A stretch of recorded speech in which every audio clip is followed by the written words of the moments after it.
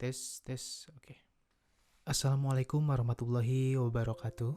Untuk subscriber YouTube ini yang hanya 81 orang, yang mungkin sebagian bot, untuk selanjutnya konten yang akan saya upload anjay, berisi daily vlog tentang kehidupan saya yang tahun ini menginjak 24 tahun, tepatnya pada bulan Oktober 2020. Daily vlog ini saya khususkan buat anak cucu saya nanti yang mungkin pengen lihat kegabutan ayah atau kakeknya di masa mudanya. Buat kalian para subscriber entah itu siapa aja, terserah buat kalian mau dengerin atau enggak juga nggak apa-apa. Saya saranin nggak usah ditonton karena takut kalian ikutan gabut. Dan mungkin ada beberapa pengalaman negatif yang tidak boleh dilakukan atau meniru kegoblokan yang pernah saya alami. Oke, untuk yang pertama, perkenalkan, nama gua Sony Arsono, biasa dipanggil James Arthur. Gua rencana lahir di Hokkaido, tapi karena rumah sakitnya jauh dan ibu gua pengen cepet lahir, akhirnya gua dibrojolin di Kuningan City. Gua lahir dengan berat 4 kilo katanya. Kepala gua itu gede banget, bahkan ibu gua cerita lahirnya gua itu susah, terus mati-matian buat ngeluarin gua. Karena itu juga gue pengen banget naikin aja orang tua sebagai balas budi kecil lah. Udah ngelahirin anak yang nyusahin kayak gue. Ya meskipun itu gak akan sebanding sama pengorbanan ibu. Oke, gue anak kedua dari ibu dan anak pertama dari ayah atau bapak. Kakak gue udah menikah dan sekarang udah punya anak 3. Tapi yang si kecil cantik udah dipanggil sama Tuhan di usia yang baru sekitar 1 tahun. Padahal gue baru gendong 1 kali dan gak nyangka dia udah gak ada. Di masa kecil atau bocah, gue itu hidupnya di sawah. Tiap hari ke sawah mulu. Makanya gak heran nih kulit gue itu hitam. Mulai dari bajak sawah, tanam padi, panen padi, makan bareng, main layangan, bikin gubuk, sampai sering banget gue matiin katak karena gemes gitu. Gue itu anak yang paling disayang bukan karena apa ya kelakuannya, tapi karena nggak ada bocah lain selain gue di sana. Apa aja pasti dibeliin kecuali mainan. Ya mungkin waktu dulu orang tua masih petani dan ekonominya pas-pasan, tapi nggak apa-apa, yang penting udah bisa kumpul sama makan, itu udah lebih dari cukup. Oke, gue waktu kecil tinggal bareng di rumah nenek karena waktu itu masih belum punya rumah dan masih satu kamar sama bapak ibu karena emang gak ada kamar lagi. Dan entah kenapa waktu kecil itu gue sering banget sakit ya, mulai dari bentol-bentol nih seluruh badan. Gue masih inget diobatinya itu pakai lamak urut atau apa ya, karpet bekas. Nah karpetnya itu dibakar, terus gue diangkat sama ibu bapak, terus didiang itu kayak apa ya, kayak kambing guling gitu loh. Tau lah kambing guling kayak gimana ya kan. Nah akhirnya ya nggak tahu juga, akhirnya sembuh aja gitu.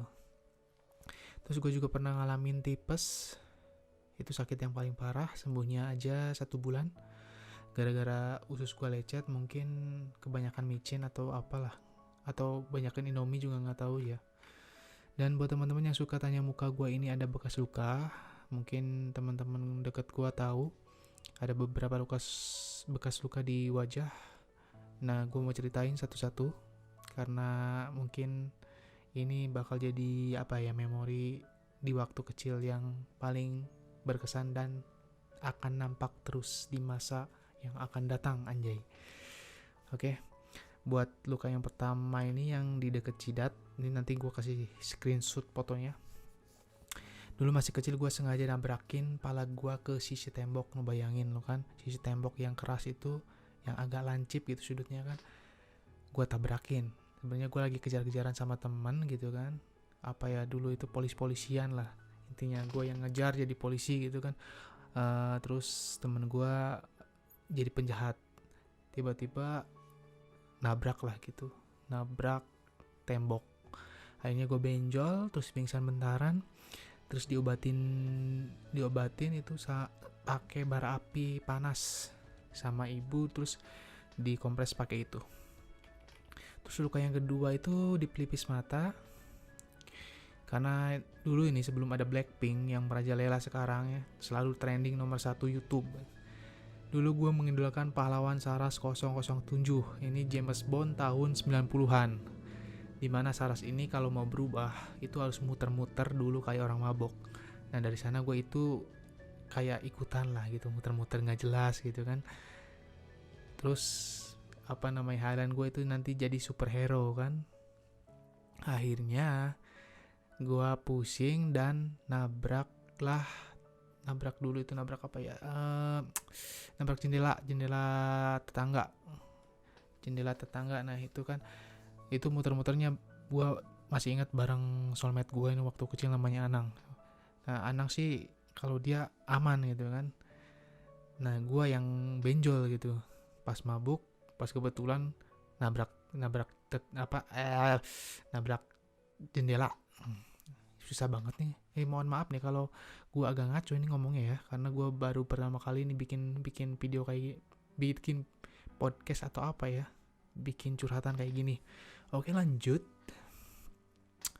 Nah di sana itu sebenarnya ibu gue itu ada ya, cuma lagi asik ngobrol. Nah, baru sadar pas gue nyungsep tuh, baru nangis baru sadar ya. Nah itu kepala gue benjol 2, udah ada bekas luka 2. Terus luka yang ketiga sebenarnya nggak kelihatan ya, soalnya di bagian atas kepala. Itu ini gue duduknya gak enak banget ya. Dan ini luka yang paling parah ya, yang gue alamin dan terjadi 2 kali bro. Oke, itu sampai darahnya ngalir terus. Gue masih inget itu waktu kecil. Sebelum gue masuk kelas SD, gue masih inget itu umur sekitar 4 tahun lah ya. Dulu itu yang pertama karena gue main sepeda. Nah gue itu ditantangin sama bocah sebelah. Lu berani gak lepas tangan di jalan menurun katanya kan. Akhirnya gue dengan gak berani dong ya kan, gue bilang siap bosku. Sekedar info nih ya. Dulu itu kayak bareng-bareng gitu, geng-gengan gitu kan, satu daerah itu, satu RT lah gitu. Anak-anaknya itu jago freestyle gitu kan. Bukan freestyle yang kayak BMX gitu sih, tapi yang cuma lepas tangan gitu kan di jalan-jalan ya kan. Itu dulu seru banget sih. Tapi kalau sekarang ya mungkin pada nggak ada ya, soalnya mungkin pada dikeplak semua mungkin ya kalau sama ibunya ya, kalau freestyle lepas tangan nggak jelas kayak gitu. Nah akhirnya dengan singkatnya itu gue itu memberanikan diri karena ditantang kan, entah kenapa ya. Gue juga waktu dulu bego atau gimana kan. Terus akhirnya gue naik sepeda sambil lepas tangan di jalan menurun ya kan, kayak kapal Titanic gitu kan, bareng gebetan. Iya. Terus akhirnya udah pasti gue nyungsep kan, pasti itu kan. Kepala gue bocor, tapi bocornya nggak terlalu parah, tapi berdarah lah intinya, berdarah pada bagian atas kepala. Itu gue gak berani pulang, gue pasti dimarahin kalau pulang. Dan akhirnya temen gue nih yang tahu gue jatuh, terus bilang sama ibu gue, dan akhirnya ibu gue yang jemput. Dan di sana gue langsung diperban kayak mumi anjay. Terus yang kedua, ini bukan kekonyolan gue, tapi emang udah dasar kecelakaan.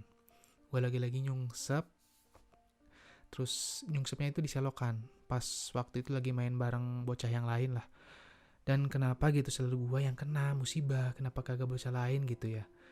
Dan ini luka yang mudah-mudahan terakhir kalinya, karena bener-bener parah banget. Sampai darah gue itu ngalir terus bro. Ini bener-bener ngalir kayak pipa yang bocor gitu kan, dari atas sampai kepala. Dari atas sampai ke bawah itu ngalir terus. Gue masih ingat tuh. Terus akhirnya itu teman-teman belum menyadar itu kan, gue nyungsep, soalnya gue di belakang sendiri kan. Gue baru nangis, baru sadar, dan gue ditolongin sama, dulu waktu masih inget gue ditolongin sama Pak Ibu. Gue digendong, gue dibawa pulang, dan akhirnya gue dilapin gitu darah-darahnya sama ibu gue. Gue masih inget nih, ibu gue panik banget itu, terus kayak pengen nangis tapi gak keluar air mata gitu ibu gue. Mungkin gak tahu ya, saking kuatnya atau kayak ini anak gue itu sering nyungsep jadi udah biasa gitu. Tapi seorang nalur ibu ya, anaknya kecelakaan pasti nangis lah ya. Dia pengen anaknya itu ya sehat selalu, diberikan keselamatan. Nah mungkin dari sana gue masih dikasih selamat sampai sekarang, meskipun apa ya, nggak mengalami hal-hal fatal kayak geger otak atau misalkan apalah yang gitu yang bisa merusak masa depan gitu kan. Nah jadi itu beberapa kebodohan yang gue alami di masa kecil. Kalau pas nanti gue punya anak dan cucu, pengennya gue itu selalu jagain mereka, selalu bimbing mereka biar kagak ngawur kayak gue dulu. Nah kebetulan karena babe gue di Jakarta dulu ya waktu gue masih kecil, jadi ibu yang sering nasehatin. Terus ibu juga gak selalu di rumah karena ibu juga ke sawah jadi petani. Jadi yang ngasuh gue dulu waktu kecil itu nenek.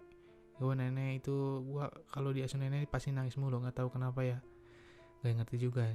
Di samping itu gue juga bocah yang ngawur, terus susah diatur, jadi ya udahlah ya, gimana lagi. Terus ini yang paling gue inget di era 90-an, namanya HP Android itu kan belum ada nih. Kebanyakan itu mainan tradisional yang kita mainkan, dari layang-layang, petang umpet, engklek-engklekan, muncang-muncangan, adu gambar, polisi-polisian, terus hujan-hujanan cuma pakai sempak doang, perosotan lantai, bolang ke sawah, cari ikan, renang di kali, nyolong kelapa, nyolong jagung, nyolong apa aja yang bisa dicolong. Ya yang nyolong nggak usah diikutin kan, nggak usah, nanti kalau sekarang pala lu dikeplak. Oke. Masih banyak lah yang bisa dilakukan dan pasti lebih seru dibanding sekarang HP Android yang sudah bermunculan di mana-mana. Dan anak 9 mungkin udah pasti ngelakuin hal yang sama pastinya kan. Dulu pas zamannya PS1 ada nih, waktu dulu itu kelas berapa ya? Gua inget itu kelas 1 kalau nggak salah, atau kelas 2 ya. Permainan yang tradisional ini mulai agak tersingkir karena ada rental PS1 gitu ya. Gua hampir main setiap hari itu full seharian gitu di PS, padahal cuma main 30 menit gitu rentalnya, tapi nontonin orang main yang lama. Kagak tahu ya, gue seru, tapi seru aja sih ngumpul-ngumpulnya gitu kan. Ya sekali-kali minjam lah ya kan, malum kan gak ada duit kan. Dulu jajan aja masih ada yang 100 rupiah bahkan 50 perak gitu. Gue dulu inget ciki atau snack dari mie yang dibungkus, mie-nya dikit, micin-nya yang sekilo. PS1 dulu itu 30 menit 1.000 rupiah. Nah gue dikasih uang jajan tiap hari tuh 1.500, kadang 1.000. Kalau di rental PS gue patungan 500 bareng temen gue. Mainnya itu CTR ya kan, game legend paling legend sedunia. Pasti tahu lah ya, mainan favorit dah itu mah. Nah sisanya gue buat beli pilus, makanan yang kayak sukro kecil-kecil itu kan, pasti tahu kan. Sekarang juga masih ada kayaknya sih di Alfamart. Itu makanan yang paling lama ya, yang gue ingat. Oke, langsung kemana lagi ya topiknya ya. Oh iya, dulu kalau kumpul-kumpul nih sama temen nih, kalau udah di PS, rental PS, gue suka diajakin main ke sawah, ngebolang lah gitu kan. Dulu sebelum ada bocah petualang, sebenarnya gue itu the real bocah petualang.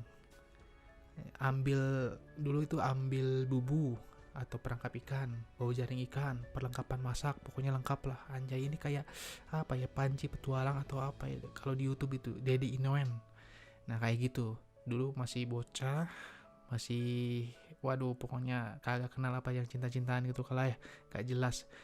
Pokoknya ngibring semuanya, ikut ke sawah, main-main bareng di sana. Jadi rencananya bawa perlengkapan itu semuanya, jadi kita itu nangkep hasil tangkapan yang ada di sawah. Itu apa aja nanti kita bakar atau barbekyuan bareng-bareng. Anjay, itu asik banget loh. Dulu itu masih banyak ikan, soalnya ada kolam ikan gede, atau kalau di sini sebutnya situ. Nggak tahu kalau di daerah kalian apa namanya ya. Kalau di sini disebutnya situ. Itu punya desa, jadi siapa aja boleh ambil. Nah ikannya di sana itu banyak banget. Serius, itu 1 tahun sekali dibedahin itu apa ya. Jadi airnya disurutin, nah ikan-ikannya diambil gitu. Semua RT yang ada di desa Cendang boleh ambil sepuasnya gitu kan, bareng-bareng ambilin pas udah selesai Idul Fitri. Nah itu bareng-bareng gitu ya kan.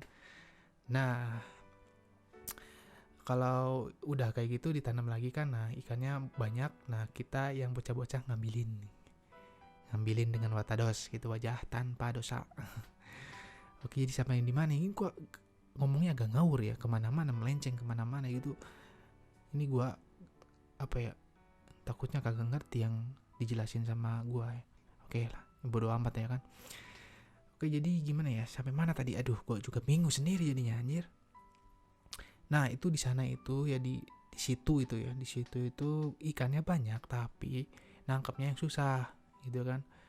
Ya malum yang namanya bocah-bocah nih kayak gua nih dulu kagak ngerti ya kan, nangkapnya kayak gimana, cuma seru-seruannya doang. Akhirnya ujung-ujungnya dengan wajah tanpa dosa kita itu mancing di empang orang ya, yang lebih cepat lah dapatnya. Meskipun ada beberapa dari kali atau dari situ, ada keyup itu kepiting sawah, ada bogo itu ikan gabus, itu yang paling gampang dipancing ikan gabus. Terus apa lagi ya, ikan mujair juga ada, dapat dari kolamnya orang. Terus apa ya, ubi, singkong, kita pokoknya semuanya yang ada di sawah kita sikat semuanya lah, pokoknya gak tahu punya siapa, pokoknya sikat aja. Terus akhirnya udah terkumpul semua, udah capek juga ngumpulin apa ya, bahan-bahan, cari-cari ikan gitu kan. Akhirnya kita rebus atau apa ya, bukan direbus, apa sih, bakar barang-barang gitu kan. Waduh, meskipun nih rasanya biasa aja, tapi kalau misalkan di sawah terus bareng teman-teman abis capek itu kayak memori yang sahdu sekali gitu kan. Aduh, pokoknya anjir banget lah. Oke, terakhir yang bisa gue sampaikan ini juga berapa menit ya, udah berapa menit gak tahu ya, coba kita cek dulu ya. Udah 17 menit anjir. Oke, gue mau kasih pesan-pesan aja lah ya yang terakhir. Sebenarnya gue masih banyak cerita, tapi yang paling dramatisir apa ya, paling mengenang, paling berkesan gitu kan, ini gue ceritain sebentar lagi lah ya. Abis dari barbekyuan anjay, kita biasanya perahu-perahuan itu apa, terus batang pisang bekas dibikin perahu-perahu, terus kita naikin bareng-bareng. Karena keberatan akhirnya nyungsep kan. Terus nyungsep, main lumpur, lempar-lemparan lumpur gitu kan, bikin kreasi dari tanah liat juga. Terus mandi bareng juga. Mandi bareng ini telanjang bareng-bareng di situ, aneh banget nih dulu. Aduh, pokoknya kagak mikirin apa-apa lah ya, masih polos gitu kan. Renang di kali, ini yang paling absurd banget ya pokoknya. Renang di kali, ini kita renang di kali kan. Renang di kali. Terus temen gue itu malah boker di depan. Otomatis nih nya kan ngalir ke belakang dong, yang lagi renang. Aduh, itu nya ngalir. Ya udahlah ya, nggak usah dilanjutin. Terus abis mandi, abis mandi terus kita pulang bareng-bareng. Di sana udah beres semuanya, kita makan lagi bareng-bareng di rumah gua, kadang di rumah teman. Terus nonton TV juga bareng-bareng, dan akhirnya selesai di sana udah malam, baru kita tidur, nggak bareng-bareng ya, tidur di rumah masing-masing. Jadi apa ya, yang gua rasain dulu, permainan zaman dulu itu dipenuhi apa ya, ada kesan dan pembelajaran yang bisa kita dapatkan gitu dari belajar dan bermain bareng teman-teman. Senang bersama, tahu bersama, kekompakan, saling menghargai, tolong menolong, kebersamaan, memaafkan, banyaklah yang bisa kita pelajari dari semua itu. Kebanyakan semua permainan zaman 90-an mengajarkan betapa pentingnya teman, seseorang di sekeliling kita, betapa berharganya mereka.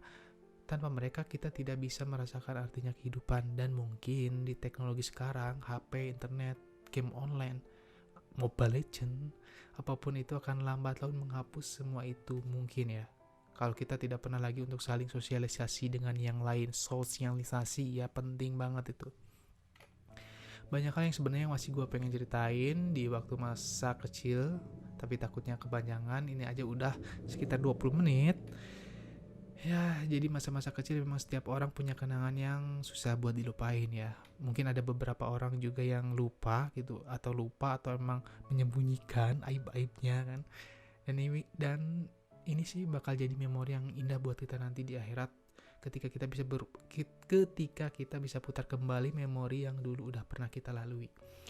Jadi intinya hidup cuma sekali, buat memori di dunia itu kayak pelangi atau permainan nano-nano. Senang susah lalui bersama, jangan iri dengan yang lain, jangan membenci jika tidak suka, maafkan bila ada kesalahan, selalu bersyukur dengan apa yang Tuhan berikan. Kalau ada rezeki, berikan pada yang membutuhkan. Ya intinya saling tolong menolong dan menghargai satu sama lain lah. Sudah biasa manusia selalu mengeluh juga ya dengan nalurinya, tapi Tuhan akan selalu sayang jika hambanya selalu berjuang, bangkit, dan tidak putus asa di jalan kebenaran. Oke, sekian curhatan di episode kali ini. Semoga kalian terhibur. Wassalamualaikum warahmatullahi wabarakatuh.